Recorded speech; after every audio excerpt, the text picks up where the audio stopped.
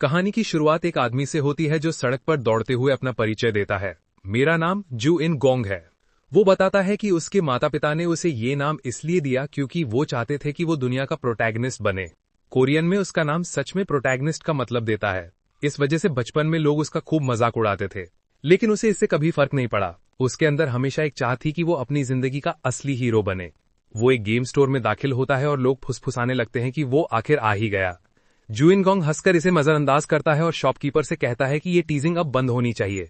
फिर पूछता है, गेम आ गई क्या? शॉपकीपर मुस्कुराते हुए कहता है कि उसने उम्मीद की थी कि जू इन गोंग जरूर आएगा, इसलिए उसने उसके लिए कॉपी संभाल के रखी थी, नाइट सागा आरी, जो क्लासिक गेम नाइट सागा का रीमेक था। शॉपकीपर समझाता है कि ये गेम ह्यूमंस और डीमंस के बीच चलने वाले इटर्नल वॉर पर आधारित है। प्लेयर्स दो कैरेक्टर्स में से चुन सकते हैं, लॉक जो ह्यूमन हीरो है या जेफर रेंजारोस जो डीमन किंग का दूसरा बेटा है। दोनों के अपने अपने गोल्स और पाथ्स हैं। जू इन गोंग बताता है कि उसने नाइट सागा को बचपन से अब तक 10 से ज्यादा बार क्लियर किया है। उसे हर कैरेक्टर, आइटम, लोकेशन और इवेंट याद है जैसे अपनी हथेली की लकीरें। लेकिन ये रीमेक कुछ अलग था। ये पहला गेम था जो वर्चुअल रियलिटी सिस्टम्स के आने के बाद रिलीज हुआ था। बाद में अपने अपार्टमेंट में लौटकर जू इन गोंग सेटअप तैयार करता है। वो चिप को अपने फुल डाइव हेलमेट में डालता है और कार्ट्रिज प्लग करता है। वो एक्साइटमेंट से भरकर खुद से कहता है, शायद आज थोड़ा आराम से खेलता हूं, सिर्फ 8 घंटे की प्ले टाइम। जैसे ही वो गेम में टेलीपोर्ट होता है, उसकी आंखें एक बेहद चमकदार सीलिंग पर खुलती हैं। वो सोचता है, लोडिंग ठीक से हुआ क्या? उसे याद आता है कि नाइट सागा हमेशा इसी तरह शुरू होता है, प्लेयर का बेड पर जागना। लेकिन इस बार कुछ अजीब लग रहा था। जिस बॉडी में वो था वो जानी पहचानी नहीं लग रही थी। तभी एक भारी आवाज आती है, प्रिंस अभी तक सो रहे हो क्या? आज बहुत काम है। वो ग्राफिक्स देखकर हैरान रह जाता है, इतने रियल जैसे सच में हो। जब वो कहता है कि ग्राफिक्स कमाल के हैं, तब एक विशाल ओर्क उसे घूर कर पूछता है, ग्राफिक्स क्या होता है? जू इन गोंग दंग रह जाता है, क्या मैं एक एनपीसी से बात कर रहा हूं? वो बड़बड़ाता है कि एडवर्टाइजमेंट्स में तो ऐसा कुछ भी नहीं बताया था। वो ओर्क से उसका नाम पूछता है और ओर्क जवाब देता है, मेरा नाम कैरिक है। फिर वो उसे प्रिंस शुड्रा कहकर जल्दी करने को कहता है। जू इन गोंग तुरंत पहचान जाता है, शुड्रा इग्निस, डीमन किंग का नवा बेटा। वो बुदबुदाता है, क्या? मैंने तो कैरेक्टर चुना ही नहीं, गेम ने खुद मुझे ये रोल दे दिया। वो स्टेटस विंडो खोलता है, लेवल 1, उम्र 14 साल, उसके सारे स्टैट्स सिर्फ 5 हैं। वो सोचता है यहां तक कि एक नॉर्मल एनपीसी के भी 10 होते हैं।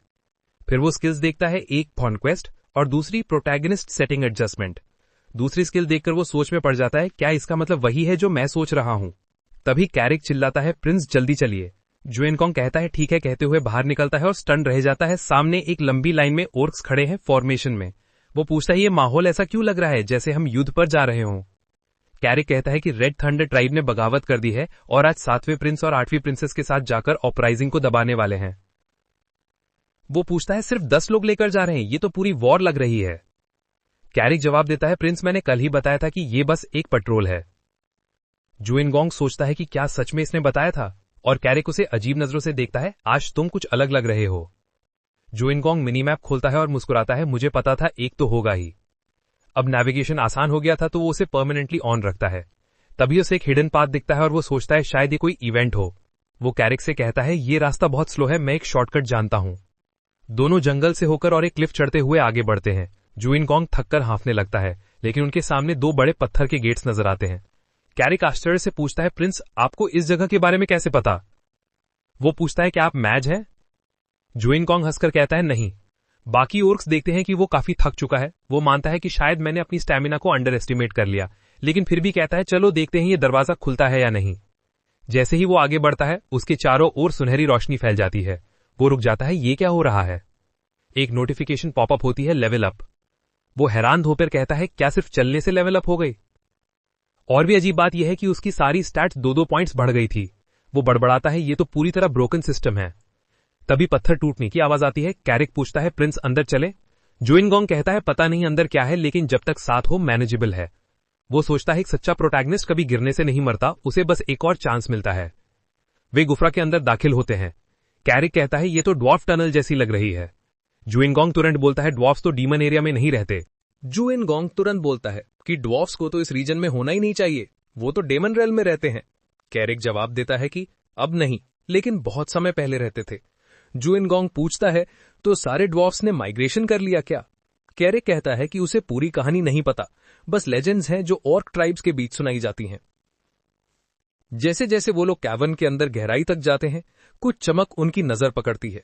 सामने एक बड़ी सी ट्रेजर माउंट पड़ी थी जहां हर तरफ पुराने वेपन्स और आर्मर बिखरे हुए थे। ओर्क्स खुशी से चिल्लाने लगते हैं, जो भी चीज हाथ लगती है उसे उठा लेते हैं। वो कहते हैं कि ये ड्वार्फ्स जरूर बहुत जबरदस्त लूट छोड़कर गए होंगे। जू इन गोंग उन्हें देख के चुप खड़ा रहता है। वो सोचता है कि उसे तो कुछ भी यूज नहीं कर सकता।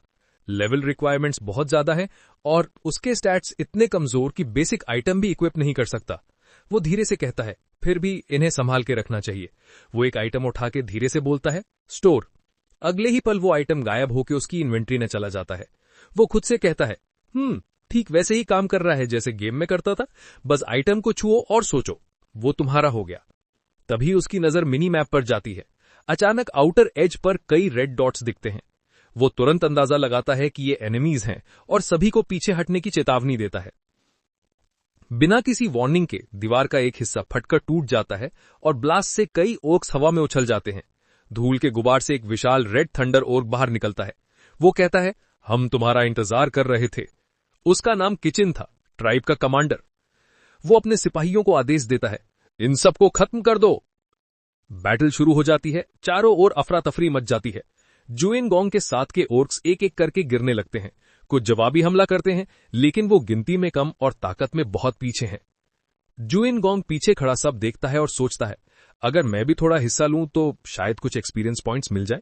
वो धीरे धीरे पीछे से एक रेड ओर्क के पास जाता है जो लड़ाई में उलझा हुआ था और पूरी ताकत से उस पर वार करता है, लेकिन उसकी तलवार उसी पल टूट जाती है। वो हैरान होकर नीचे देखता है, हथियार तो सस्ता कबाड़ निकला। अब रेड ओर्क उसका ध्यान खींच लेता है और गुस्से में उसकी ओर बढ़ता है। जू इन गोंग घबरा जाता है, चिल्लाता हुआ भागने लगता है, लेकिन एक पत्थर से ठोकर खाके मुंह के बल गिर जाता है। एक नोटिफिकेशन चमकती है, 14 हेल्थ लॉस्ट। उसके पास अब सिर्फ 5 मैना बचा था। अब रेड ओर्क उस पर हमला करने ही वाला था कि तभी कैरिक वहां पहुंचता है और उसका वार रोक लेता है। वो चिल्लाता है, प्रिंस तुम क्या कर रहे हो, हटो यहां से। लेकिन जू इन गोंग का शरीर कांप रहा था, वो हिल भी नहीं पा रहा था। वो खुद से कहता है, ये बस एक गेम है, बस गेम। लेकिन डर इतना हकीकत जैसा महसूस हो रहा था कि वो सच में मरने से डर गया। वो बड़बड़ाता है, बस आज के लिए बहुत हो गया, और मेन्यू खोल के लॉग आउट करने की कोशिश करता है। लेकिन उसे कुछ अजीब दिखता है। उसकी स्पीशीज अब गॉन्ड आरवीए लिखी थी और उसके पास कोई एक्टिव स्किल्स या लॉग आउट ऑप्शन नहीं था। वो घबरा जाता है, सोचता है कि क्या वो सच में इस गेम के अंदर फंस गया है। तभी किचन उसकी ओर घूरता है और जादुई मंत्र पढ़ने लगता है। एक के बाद एक मैजिक अटैक्स उसकी तरफ आते हैं जो उसके शरीर को भेद के उसे क्लिफ वॉल से टकरा देते हैं। उसकी सांसें टूटने लगती हैं और उसकी नजरें धुंधली पड़ने लगती हैं। अचानक उसे लगता है कि वो किसी और जगह है, एक खाली अंधेरा स्पेस, शायद उसके अपने दिमाग के अंदर। वो सोचता है, क्या मैं मर गया? क्या ये आफ्टर लाइफ है? उसे यकीन हो जाता है कि किचन ने उसे मार डाला। लेकिन तभी आगे एक सुनहरी रोशनी जल उठती है। एक औरत की आवाज गूंजती है, तुम्हारा भाग्य अब इस दुनिया से बन चुका है, तुम विजय के जरिए शासन करोगे। उसकी हथेलियां आगे बढ़ती हैं और जू इन गोंग उसकी आंखों को देखता है। दोनों रंग अलग थे, दो दुनियाओं जैसे। वो कुछ पूछने ही वाला था कि रोशनी उसे पूरी तरह निगल लेती है। दोबारा बैटलफील्ड पर हरे ओक्स अभी भी जूझ गए थे। किचन अपने योद्धाओं की मदद के लिए बढ़ता है और हंस के कहता है, इतनी छोटी सी टुकड़ी ने सोचा कि मेरे ट्राइब को चुनौती दे सकती है। फिर आदेश देता है, सभी को मार डालो, किसी को मत छोड़ो। तभी जू इन गोंग धीरे से उठता है। उसे खुद पर भरोसा नहीं हो रहा था कि वो अभी भी जिंदा है। वो सोचता है, क्या अभी जो हुआ वो कोई अवेकनिंग थी? किचन उसे खड़ा देखकर चिल्लाता है, तू अब तक जिंदा कैसे है? तभी उसकी आंखों के सामने एक नोटिफिकेशन चमकती है, टेलीकिनेसिस लेवल 1 अक्वायर्ड। वो खुद से कहता है, कब मिले मुझे ये स्किल?